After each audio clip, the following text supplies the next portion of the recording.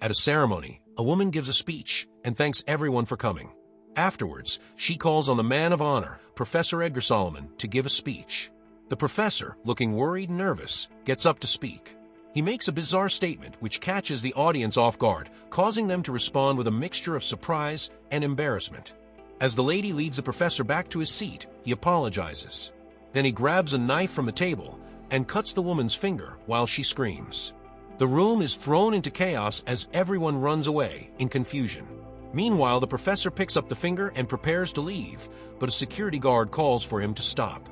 Trying to explain himself, the professor reaches into his pocket but is shot before he can reveal his phone. He lies there, choking on his own blood, and with his final breath, he reaches out for his phone, which rings with an eerie tone. A few years later, we are introduced to a man named Elliot as he prepares for work. Elliot is having a rough life and is constantly bombarded with calls asking him to pay his bills and update his card information.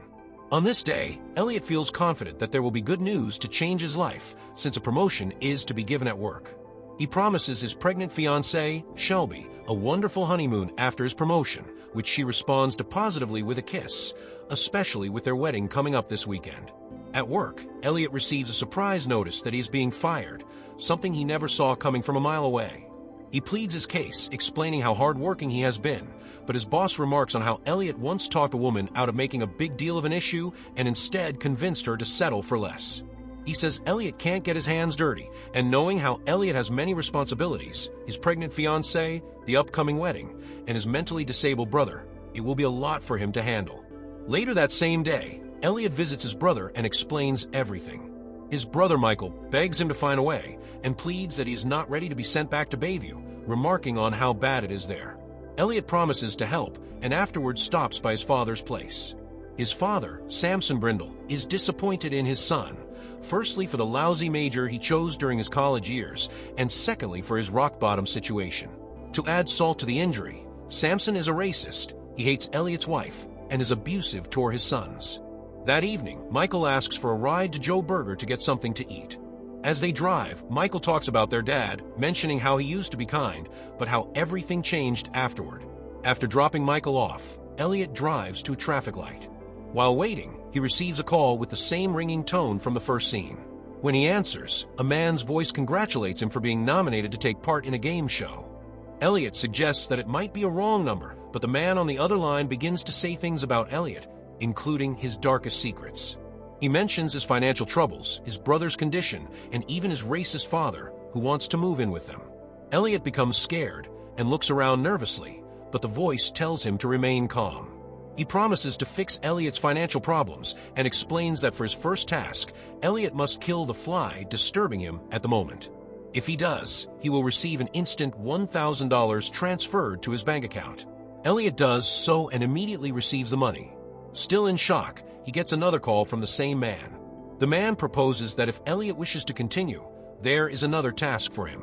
He must swallow the fly, and if he does, $3,622 will be credited to his account, exactly what his fiancée owes on her MasterCard. After the call, Elliot gets home and checks the computer to be sure the money is still in the bank. Afterwards, he takes out the fly and eats it. Immediately, he receives the money, marking the completion of task 2 of 13. He gets another call from the same mysterious man. The man tells Elliot that he could be very rich in the next 36 hours if he wants, and all he has to do is complete the remaining 11 challenges. The higher the challenge, the greater the pay, and by the end, Elliot will have a great fortune. If Elliot fails to complete any challenge, the game ends, and he will lose all the money, including everything he has won up to that point. The voice goes on to explain that if Elliot tells anyone or interferes with the game in any way, he will lose everything. After thinking for a minute, Elliot decides to register and presses 1 on his phone. The voice registers him and tells Elliot to face forward and repeat the words, "I will dance with a golden toad." Elliot does as he is told, and the voice congratulates him, telling him to have a good night and prepare for the next challenge the following day. The next day, Shelby and Elliot meet with Shelby's parents at the park, where they spend some time relaxing and talking. Elliot, however, isn't relaxed at all. He nervously waits for the next call, and just then, he receives another call from a mysterious man. The next challenge is to make a child cry within the next 5 minutes for a prize of $5,000. Shelby asks Elliot if everything is fine, and he makes an excuse to go urinate. He takes the opportunity to scope out the park, looking for his victim, and eventually spots a little girl walking in his direction. He corners her just in time and begins making up lies. He goes further, saying the little girl's mother doesn't love her, and that they are planning to call a man from an orphanage to take her away, and that it's all her fault. The lies get to the girl, and she runs back to her parents crying. At the same time, Elliot quickly rushes back to his fiancée and her parents and urges them to leave the park. They get into the car, and just as they are about to leave, the little girl's mother hurls a waste bin at Elliot's car. Elliot quickly drives off while his fiancée exchanges harsh words with the other woman, oblivious to what Elliot has done. Later, they stop by the church, where Elliot goes to pick up his father. Immediately after they enter the church, Elliot receives another call for challenge number 4, with a prize of $10,000. He is instructed to set a small craft made by children on fire, and the caller wishes him luck. After the call, Elliot carries the object outside and sets it on fire. He immediately receives his reward, but when he tries to put out the fire, he loses control. The fire spreads, causing Elliot to run back inside and trigger the emergency alarm before escaping. Once outside, he gets a call congratulating him on a job well done. He is then given another task: follow the homeless man across the street. He leaves his wife and walks away. Shelby begins to feel suspicious about everything, but Elliot calms her down. Meanwhile, at the police station, the little girl from the park and her mother arrive to report Elliot. The girl points to a sketch of Elliot, who already appears to be under police radar. Coincidentally, the homeless man from earlier is also at the station and reports his encounter with Elliot, who had promised him money in exchange for his clothes. The police chief decides to handle the case himself and find out who this ostrich boy is. We cut to Elliot as he makes his way into a building. He receives another call for the 6th challenge. He must take a man named Mr. Shaw out for coffee at a diner just 2 blocks away. When Elliot arrives at Shaw's apartment, he finds the place in disarray. Peeking into the bathroom, he is horrified to discover Mr. Shaw's lifeless body in the bathtub. Elliot then receives a call from a mysterious man who tells him that for this challenge, he stands to win $50,000, enough to live a good life. Elliot panics and argues that this is against the law, unaware that he has already gone too deep into the dangerous game. The man warns that Elliot could lose everything he has won so far and tells him to have courage and complete the task. He adds that Elliot has until 4 o'clock to complete the challenge, or he will lose the game before ending the call. After thinking it over, Elliot accepts the challenge. He places the body into a wheelchair and takes it to the cafe. A waitress comes to take their order, but becomes chatty. As time slips away, Elliot rudely sends her off. Moments later, police officers enter the diner and receive their coffee orders. With seconds remaining, Elliot makes a desperate decision. He grabs one of the officers' coffees and places it on his table just before time runs out, winning the challenge and the $50,000. He briefly stands off with the policeman, but cleverly talks his way out of trouble and walks away. Outside, Elliot feels proud like a new man. He receives another call from a mysterious man, and Elliot brags about completing the task. The man congratulates him on providing great entertainment and informs him that, because of this, Elliot automatically passes the 7th challenge. Elliot's celebration is cut short when he learns that the hospital can no longer keep Michael admitted. The man reassures him that none of this will matter as long as Elliot wins the game. As Elliot walks home, a bus honks at him and opens its doors, signaling him to enter. The driver is dressed in a creepy costume, but Elliot gets on anyway. Meanwhile, the police chief arrives at the diner and finds Elliot's library card on the floor. He also notices a stranger speaking with the waitress outside and goes over to question her. The waitress explains that the man was a journalist who had come earlier to ask questions and gives the police chief the journalist's contact information. Back with Elliot, he receives another call. The man informs him about his missing card and tells him that he is currently facing about 10 years in prison for what he has done. However, if Elliot wins the game, everything can be made to disappear. If he loses, he is on his own. A few minutes later, Elliot arrives at a motel and walks to room number 8. Inside, he meets another man, and they exchange awkward greetings. The man looks extremely nervous. Moments later, a woman dressed as a nurse enters the room. As she unpacks her tools, she pulls out an electric saw, making Elliot uneasy. Just then, a call comes in. Elliot answers, and the man on the line reveals the identity of the other man in the room. Apparently, This man was Elliot's high school bully, and the challenge is to cut off his arm. Elliot hesitates, but the voice assures him that the bully has agreed to this. After confirmation, the man promises Elliot a whopping $100,000 for completing the challenge. Elliot prepares, saw in hand. He hesitates again, but the bully begins taunting him, bringing up everything he did to Elliot and his brother, and calling him weak. Elliot finally snaps and saws through the bully's arm until it is severed. He drives the injured man to the hospital. After dropping him off, Elliot encounters the bully's brother, who is questioning the nurses about what happened. Remembering that the brother also bullied him as a child, Elliot unleashes his anger, smashing a chair over him and beating him. Afterward, Elliot receives another $250,000, confirming that the brother was also part of the challenge. Elliot runs out, feeling more confident and free than ever, and speeds down the highway in the bully's car, breaking traffic rules without hesitation. At the wedding rehearsal dinner, Shelby is happy about all the work Elliot did to secure the location for the occasion. Just then, Elliot walks in and kisses his wife. His newly found confidence goes to his head as he moves around greeting everyone in a charismatic tone.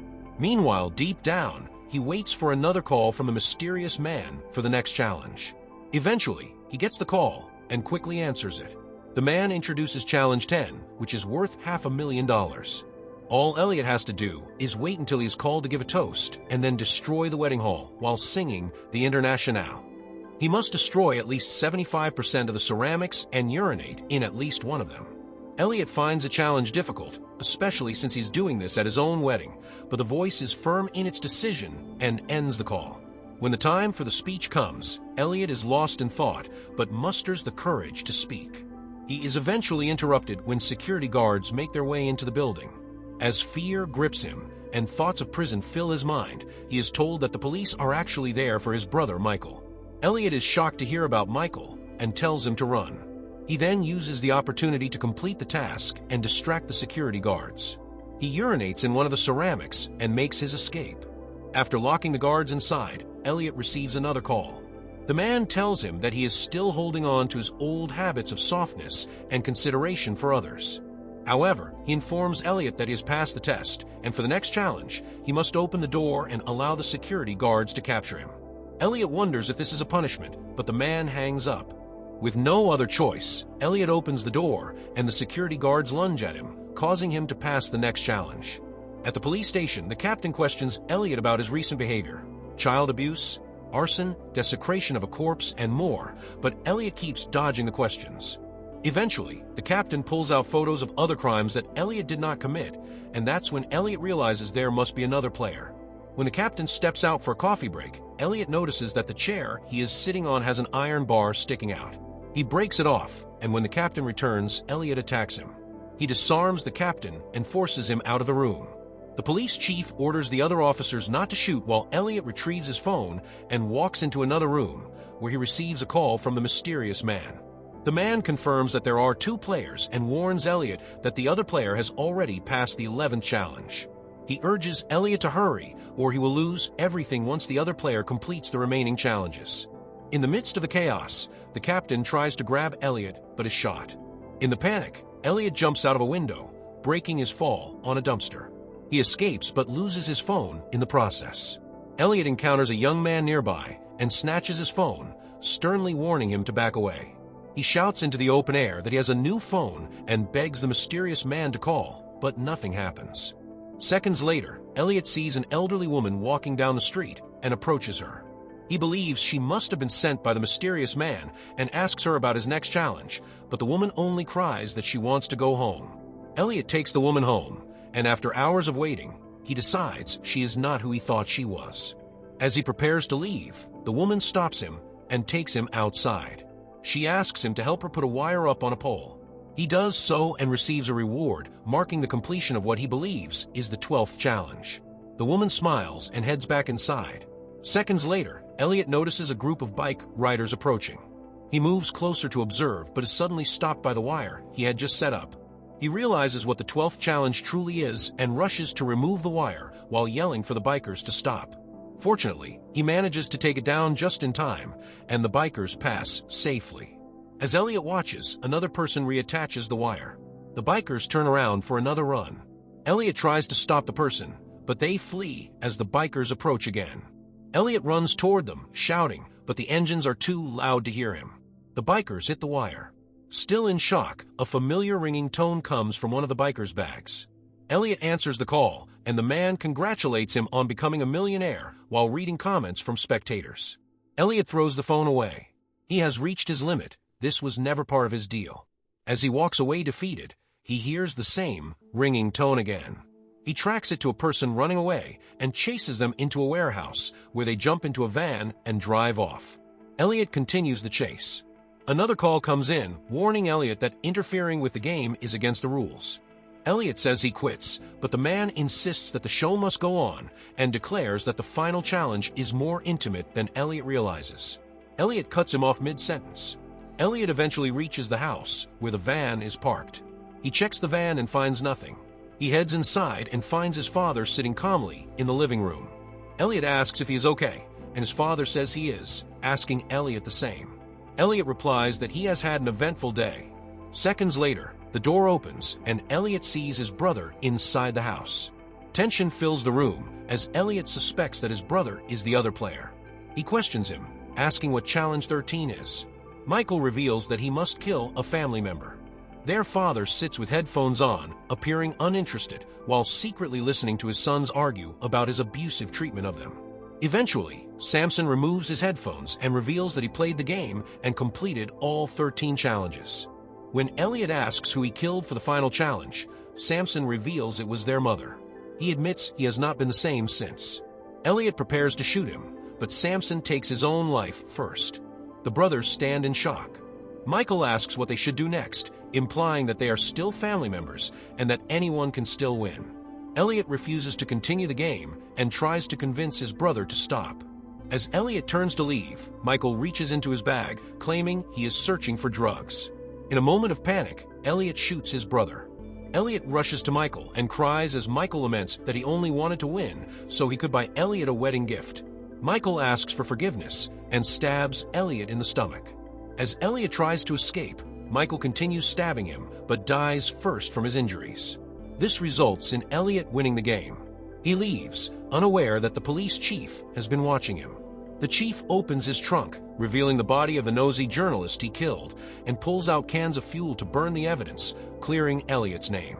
Unfortunately for him, Elliot returns and shoots the chief, causing the chief to lose everything for interfering with the game's rules. Elliot then calls his fiancée. She asks where he has been all day and says she contacted the police station, but all records of Elliot's arrest have been erased. Elliot tells her he is on his way home. Shelby then mentions a strange call she received from someone offering her $6,000 to eat a fly. Fearfully, Elliot asks her what she did. What did I say? Are you kidding? I said fuck off. It's vile. Thanks for watching. I hope you enjoyed the recap. Consider subscribing for more like this, and I'll see you in the next one.